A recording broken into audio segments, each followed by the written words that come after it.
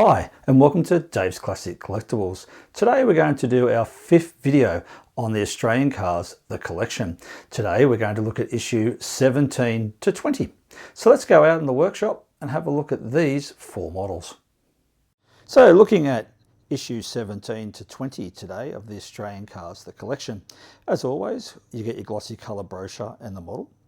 If you'd like a full in-depth look of what you receive with these models, go back to our first video, which is issue 1 to 4, which has an in-depth view at everything that you get with these models. So today, we're starting with issue 17, which is the first Holden ever released in Australia, the 48215 in Gawler Cream. Issue 18 is the Morris Mini Mark I, which is the first Mini released in Australia and built in Australia, in Almond Green. Issue 19 is the Chrysler VG Pacer in hardtop in Varshi Blue. And finally, issue 20 is the Boldwell Nagari, which is in Vermilion Fire. Focusing on the history and significance of these 4 models and some great things that definitely can be brought up. The 48215, the first Holden ever built and introduced into Australia in 1948. Now these ran from 1948 to 1953. A lot of people call them the FX Holden. Obviously the following model was the FJ, which was released in later 55. The funny thing is, they were never ever called an FX. Holden only referenced them as a 48215. So there's a lot of, I guess, beer talks or barbecue talks about why they were actually called the FX, and some people call it because the people that were involved in building the car called it the first prototype, or first experiment, being experimental car, being FX. The only logical reason you can actually find, and either could be true or not, I don't know, is that originally Holden actually did do it in the parts department by calling it FX. And this was actually later, after the cars had been built. And what they did was they changed the front suspension in 1953. So your 48, 49, 50 and 51 models, they all had that earlier suspension in the car, where it was later that they changed it in the final year in 53 of the 48215. So to differentiate the difference in the suspension, they started putting FX on it, being your first X-type or first experimental car. And basically what they did is the earlier models, they came with a lever action shocks, and then the 53s had the telescopic front shocks, which was the difference in the main difference between the 2 cars. So maybe that was then a Series 2, technically, what we would probably call in today's terms, but back then that's what they did. So a bit of significance there, as they are a 48215. The next car that we're actually going to look at is issue 18, which is the Mini, and what a lot of history is significance is that the car won Bathurst in 1966, and these were a little bit different when they were introduced to Australia to the English models, because they were actually manufactured in Zetland in Sydney, or built. And the difference between the cars in Australia and the difference in the cars over in the UK was that they did use some of locally used components or manufactured components in the car. So therefore there was slight differences in the both cars, but they still had that typical, you know, moustache looking front end and all the rest. It was more just small components that were changed. And the 3 works cars that were built in 1966 that they raced at Bathurst in 1966 were also built in Zetland, and actually in the same colour as the little model that we have here today that you can purchase in Almond Green. The next car is the VG Pacer. And what a fantastic car it is. It's the only Pacer that was actually introduced as a hardtop. So previously with the VF, with the previous model, it was available in the sedan only, and then also after, when they went to VH and etc., the Pacers were only then available as a 4-door. So basically, really, this one was the closest thing you got to a Charger before a Charger. Built with the Australian Hemi 4-litre was what they were, and then there was options in these cars as well back then. So your standard one came with your 245.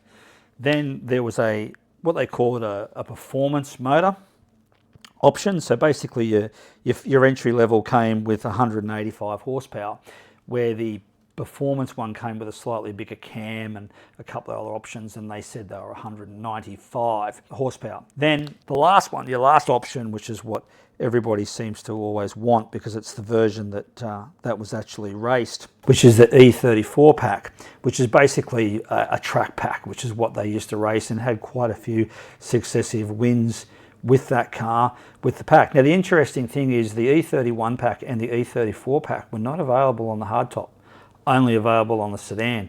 So quite a few things there, even though the hardtop was the only release for this model. So interesting there, where the other models were in sedans, the VG got it. But really the VG was really a bit of an upgraded VF, more or less like a Series 2. The car's pretty much the same, just a different grille and headlights and a couple other features, and the introduction of the 4-litre Hemi, which they did seem to have a few problems with.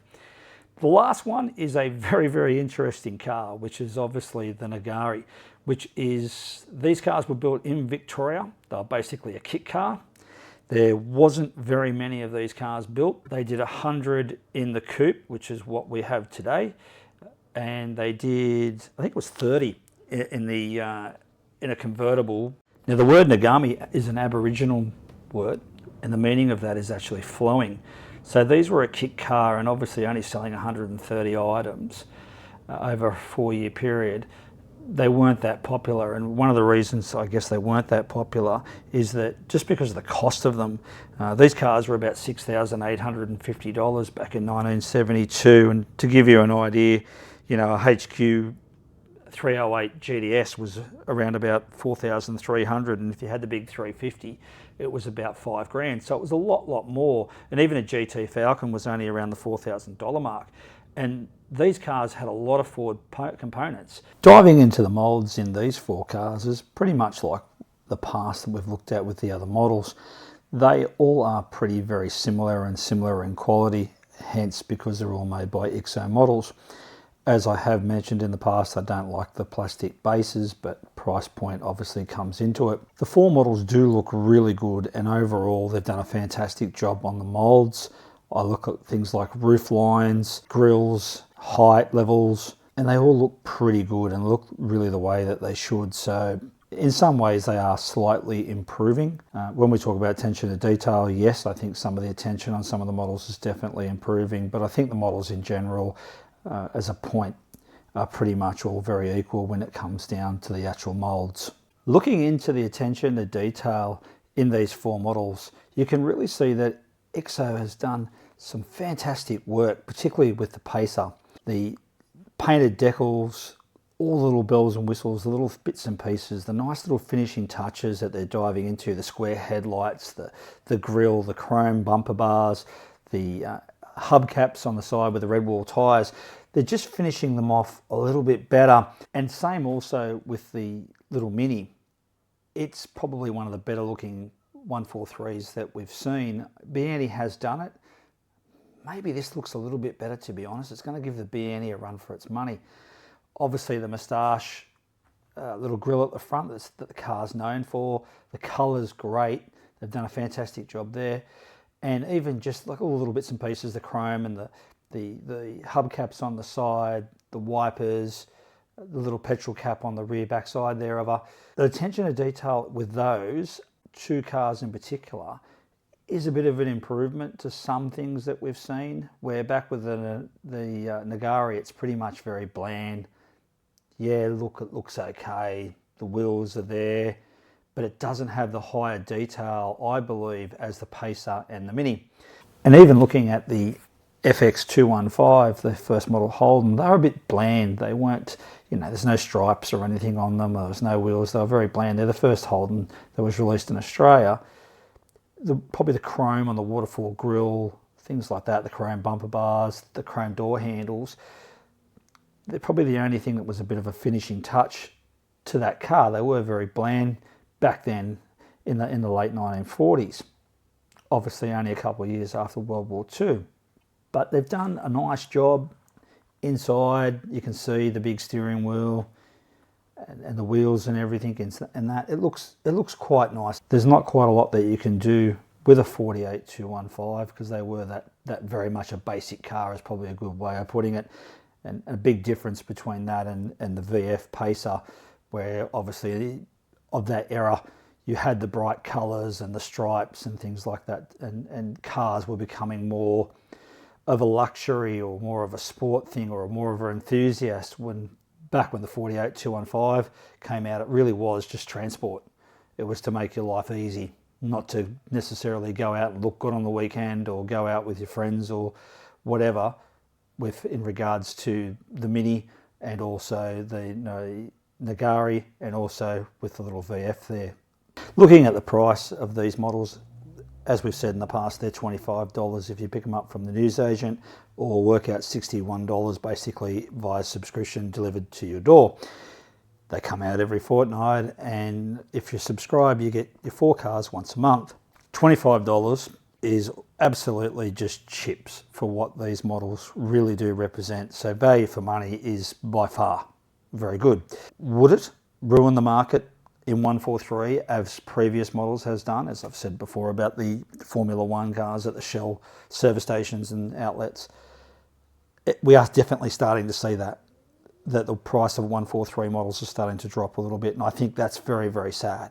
It's not about making money, but at the end of the day, I always think if you're a collector, if you paid X amount of dollars, then that's really what your collection still should be worth. So it's a bit hard to say what's going to happen, but what's definitely is happening now and is very evident at the newsagents is that cars are being left there.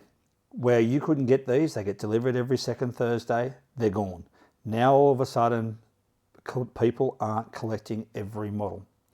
They're going in and buying specific models. The 60 models that they've released have all been notified. So you know what number is number 49, you know what number is going to be 46, and etc, etc. So everyone knows what model's coming out at that week. So for instance, when the VK Group A is released, they were sold out in no time. This week, the Walkinshaws come out, or VLSS Group A, HSV, sold out straight away. Yet you can still walk in there and still see previous models, like the little Nagari here, it's still there at the newsagents. So obviously the interest in these has definitely dropped, and now it looks like collectors are just picking what they want instead of collecting all of the 60 cars. Summing up today, just in these 4 cars, I believe that the 2 standouts is definitely the VG Pacer and also the little Mini. I just think their attention to detail is a little bit better. Obviously, as I did say, the VG, there's a little bit more there to do it with the colours and stripes and etc. All 4 models are good, but the 2 standouts for me are definitely those 2 cars. Once again, we can say it till we're blue in the face, $25, they're cheap as chips. You're never going to find anything like this in a 143 for that sort of money, so great value. Thanks for watching Dave's Classic Collectibles. Hope you're enjoying our videos on the Australian cars, the collection. We have 4 previous videos, which is issue 1 to 16. So if you'd like to go back and have a look, please do. There's some great models in there as this issue. The next one, issue 21 to 24, some great looking cars. The VLSS Walkinshaw, can't wait to see that one. The VW Beetle, the Datsun 1600, and the ever so popular LJ Tirana XU1. So can't wait to see those. If you're collecting, please leave a comment down below. If you're enjoying it or enjoying the videos, please give us a thumbs up. Ring the bell would be fantastic. Subscribe to the channel. But until next time, happy collecting.